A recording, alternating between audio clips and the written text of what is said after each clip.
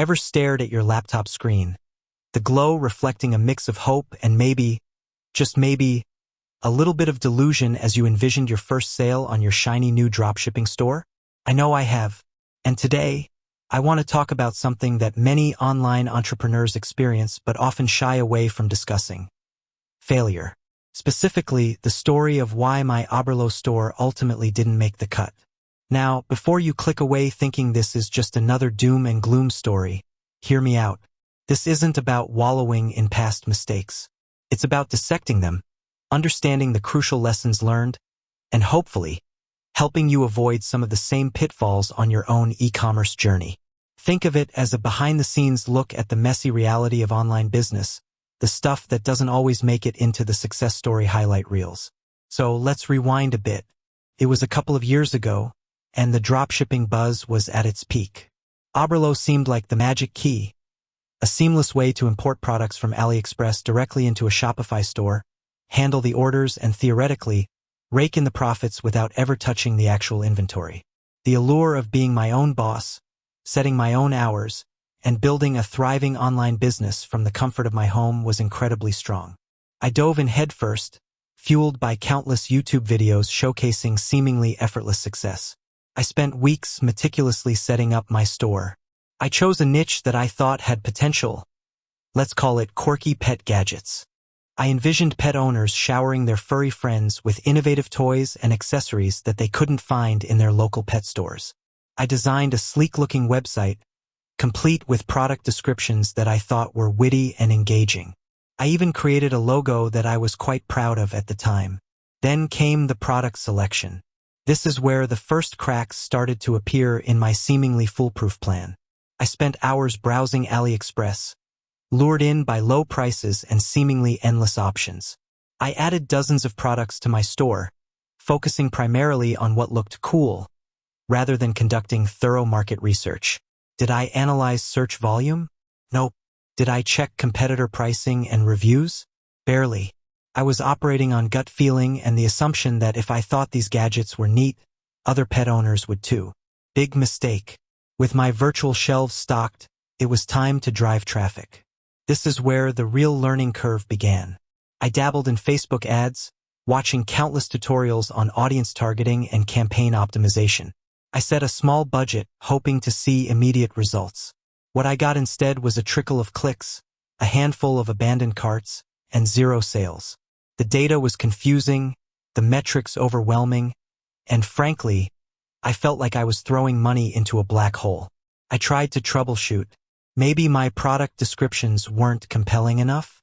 Maybe my website design wasn't trustworthy? I tweaked and adjusted, but the fundamental problem remained. I hadn't validated my niche or my products. I was trying to sell things that people weren't actively searching for, or if they were, there were already established players offering similar products with better reputations and potentially lower prices.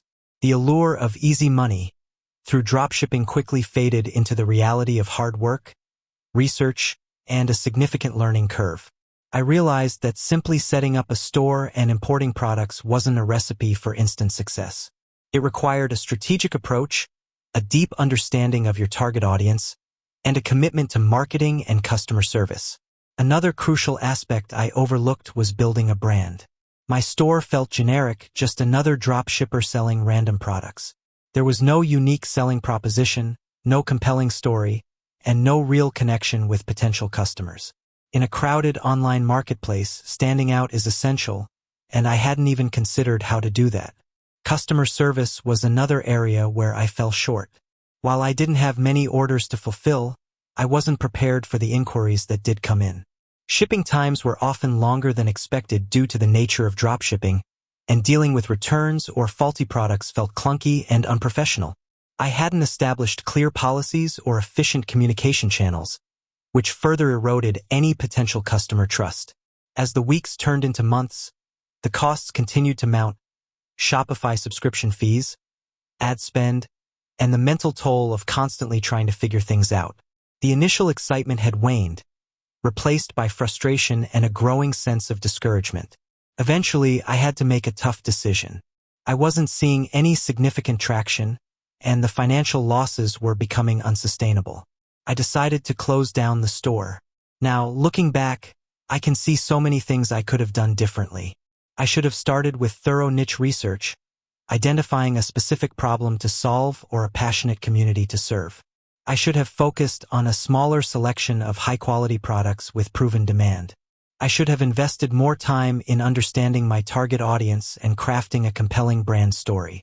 And most importantly, I should have approached it with a realistic understanding of the effort and dedication required to build a successful online business.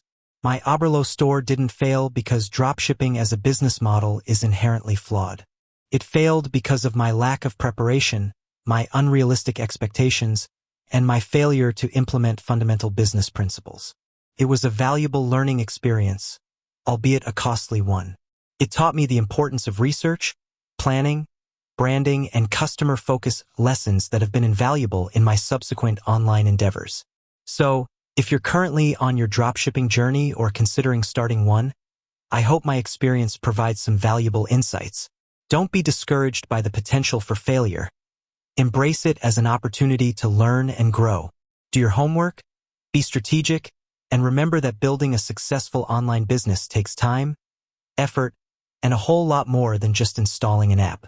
With that said, thanks for watching, and until next time.